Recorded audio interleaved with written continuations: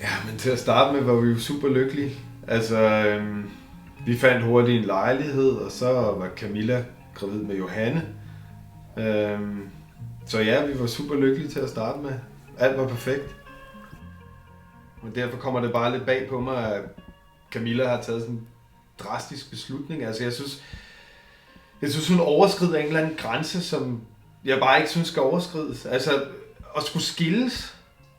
Hvad fanden er det, hun taler om? Hvad tror du, der ligger bag Camillas beslutning? Jeg ved ikke, om der ligger noget bag i det, fordi der er ikke rigtig noget. Der er ikke nogen beslutning her. Altså, ja, okay, vi er travlt. Altså, vi er travlt med arbejde og indkøb og dagligdags ting. Men det har alle andre familier også. Så der er ikke noget problem her. Det kører fint.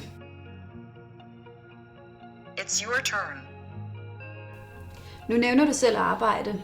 Arbejder du meget? Nej, det ved jeg ikke. Jeg arbejder vel lige så meget, som alle mulige andre gør. Altså, jeg holder mine deadlines.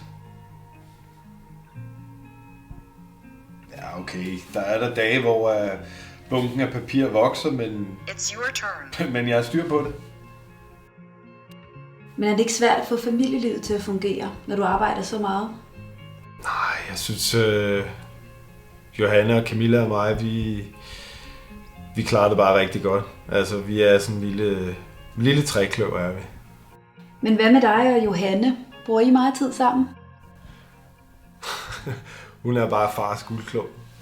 Sådan vil det altid være. Altså, hun er så super dejlig, og hun vil altid være min første prioritet.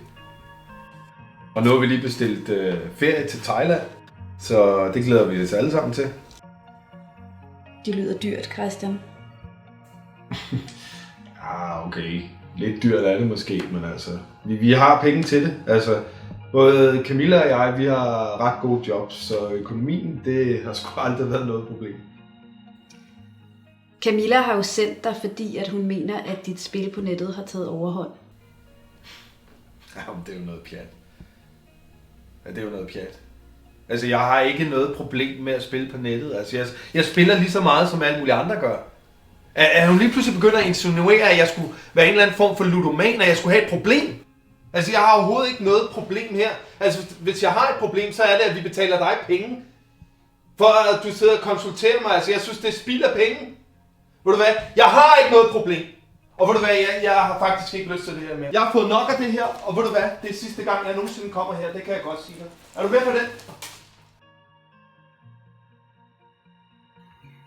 Christian, jeg synes, du skal tage og sætte dig ned, og så får vi det her sluttet af på en ordentlig måde. Der flyver sikkert tusinder af tanker rundt i hovedet på dig lige nu. Men til næste gang, der kunne jeg godt tænke mig, at du går hjem og tænker over, hvad er de sande værdier i dit liv? It's your turn.